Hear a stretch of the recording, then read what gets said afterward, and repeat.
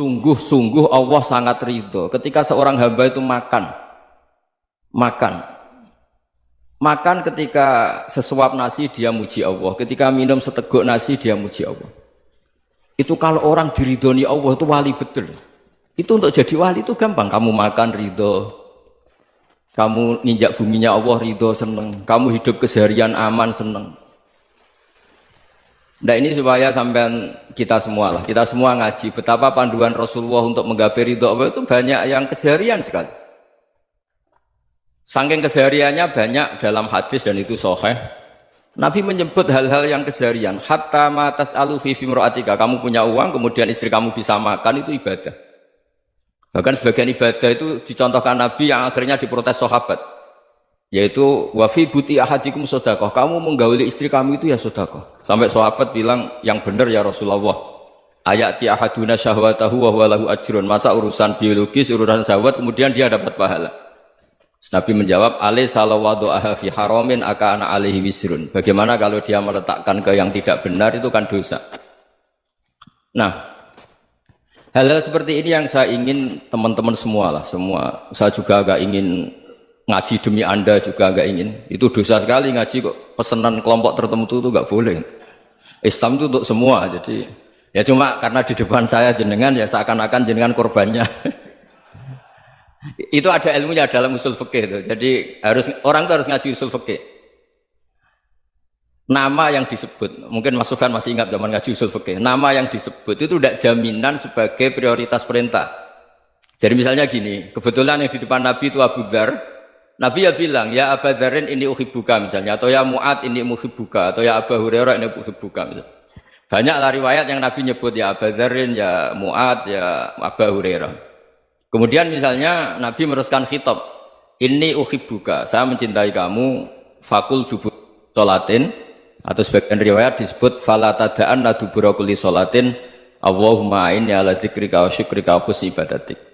Saya mencintai kamu, siapa saja, Mu'ad bisa, Abu Dzar bisa siapa.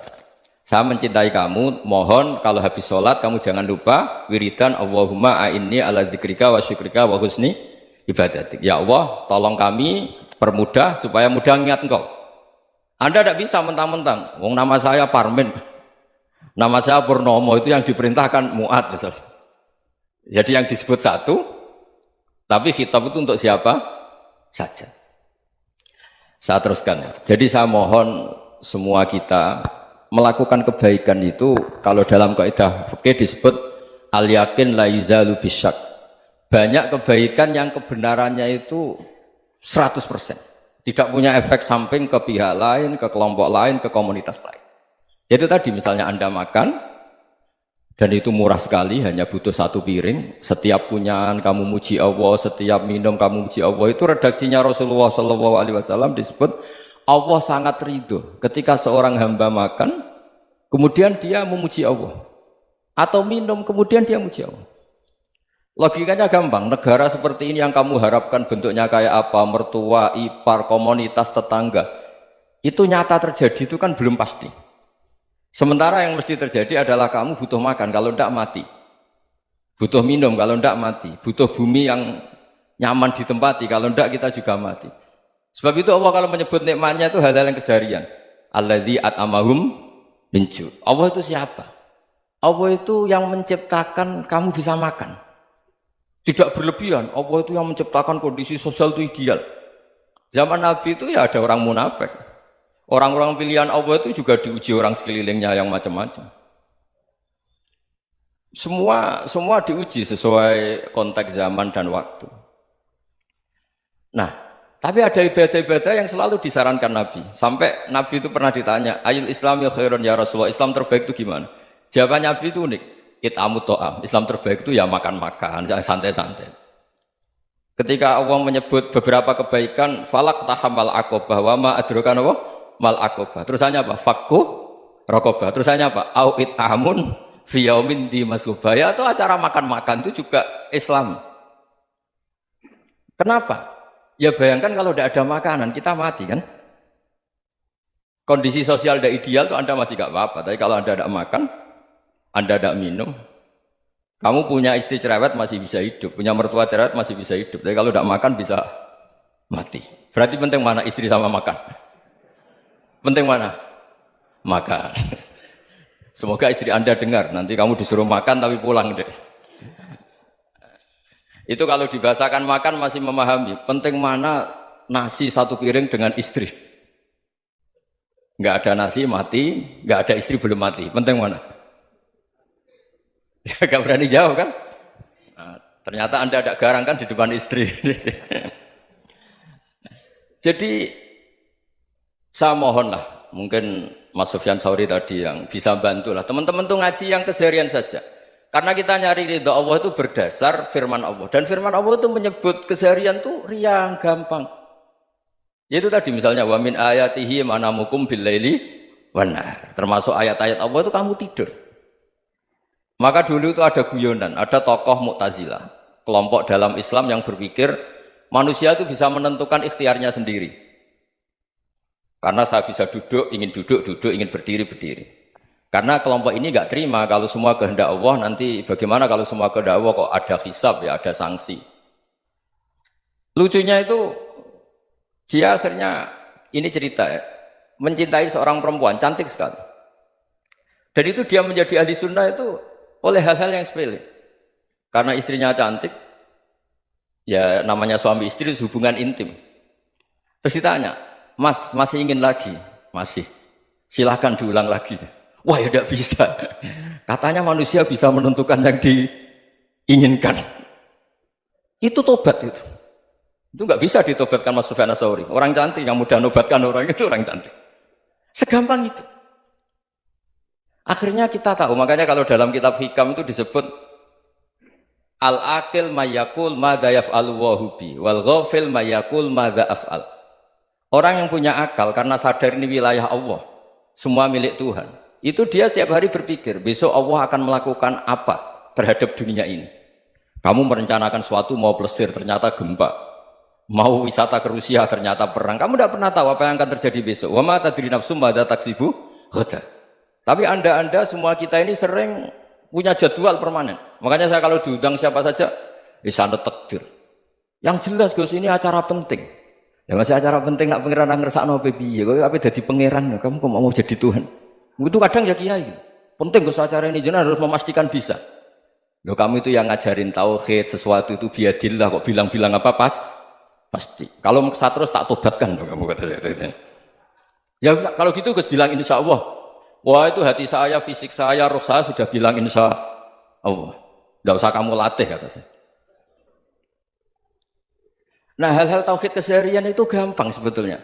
Wal ghafil yaqulu madza af'al. Tapi orang yang lupa Allah dia setiap hari bilang besok apa? Kita bisa melakukan apa? Seakan-akan dia itu aktor, dia penting, dia subjek permanen, dia. Padahal kita ini hanya objek kehendak Allah Subhanahu wa taala. Karena kita yakin sesuatu yang terjadi di alam raya ini kita tidak bisa apa-apa.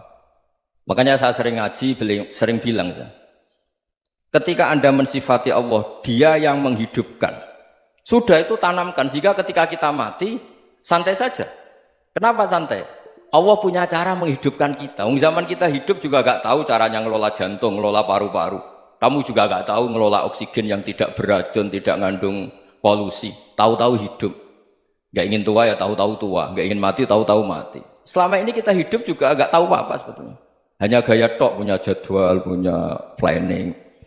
Kalau kamu bisa menentukan pilihan Anda, pasti Anda istrinya cantik, 4 neriman semua, kona'ah semua. Nyatanya enggak kan? Ada 1 jelek, cerewet. Oh itu kan, nyatanya enggak bisa apa-apa Anda kan? Dan kamu bawa mati lagi.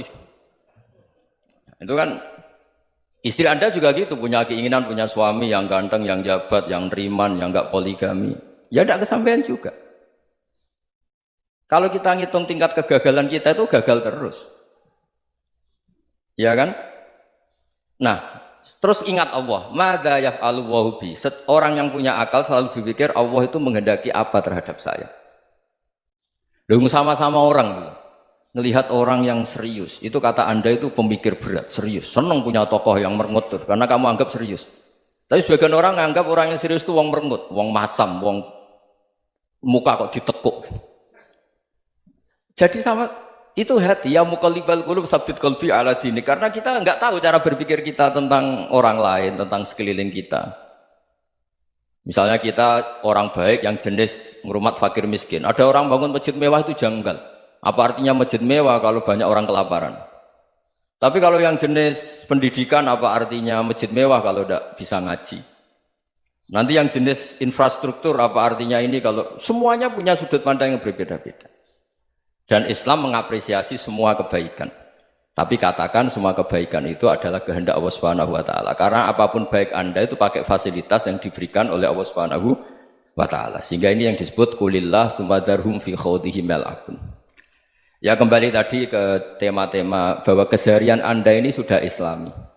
Saat Anda tidak bisa melakukan apa saja. Saya sering ada jenazah, biasanya kalau tetangga meninggal saya sering disuruh ngelepas. Saya bilang orang ini baik. Karena sering ngelamun di rumah, sering nganggur di rumah. Ditanya sama anaknya, kenapa Gus nganggur baik? Ya kalau dia nganggur artinya juga agak berbuat sesuatu yang maksiat kan? Ya kan? Orang nganggur di rumahnya ya tidak bunuh orang, tidak maling, tidak korupsi, ya namanya nganggur di rumah. Lah cuma istri cara pandang nganggur gak menghasilkan uang itu. Tapi juga gak menghasilkan kriminal kan? Jadi sebenarnya Islam itu makanya kalau sampai ngaji usul fikih itu ada kitab usul fikih namanya Lubul Usul, itu terkenal sekali di pesantren itu. Itu kalau ngapresiasi keseharian itu luar biasa. Izma min mubahin illa wa yatahaqququ bihi tarku haramimma. Karena keseharian yang mubah saat Anda lakukan itu ada kehebatan yang luar biasa, yaitu meninggalkan haram. Makanya dulu banyak orang-orang alim ketemu temannya itu guyon sampai semalaman. Itu biasanya yang semangat Islam itu kiai kok tidak tahajud, kiai kok tidak witir. Orang yang sedang mapan uangnya banyak, malam itu tidak kelayaban itu sudah luar biasa. Melawan nafsu supaya tidak maksiat itu sudah luar biasa. Supaya lupa guyon sama temannya semalaman sampai subuh. Gejolak-gejolokan mengenang zaman miskin, zaman kuliah nggak jelas, zaman apa. Melihatnya jangan tarkut tahajud. Seperti ini meninggalkan tahajud, tapi meninggalkannya ini talkul muharramat. Jadi kayak apa hebatnya? Sehingga Imam Ghazali punya riwayat yang agak unik. Hatta takuna ibadatu akhiri hadil ummah iku an-naum. Sehingga suatu saat ibadah terbaik umat ini itu tidur. Itu kan riwayat kontroversi. Ketika Imam Ghazali tanya, kenapa iya? Kenapa kamu mulai keluar dari rumah itu sudah banyak maksiat? Melihat perempuan yang enggak mahram, melihat fenomena. Tapi kalau kamu tidur itu enggak melihat apa-apa. Tapi juga kamu jangan nganggap tidur itu ibadah betul. Saatnya melakukan fardu ain malah masih tidur. Tapi itu sudut pandang yang menjadikan kita Islam itu gampang.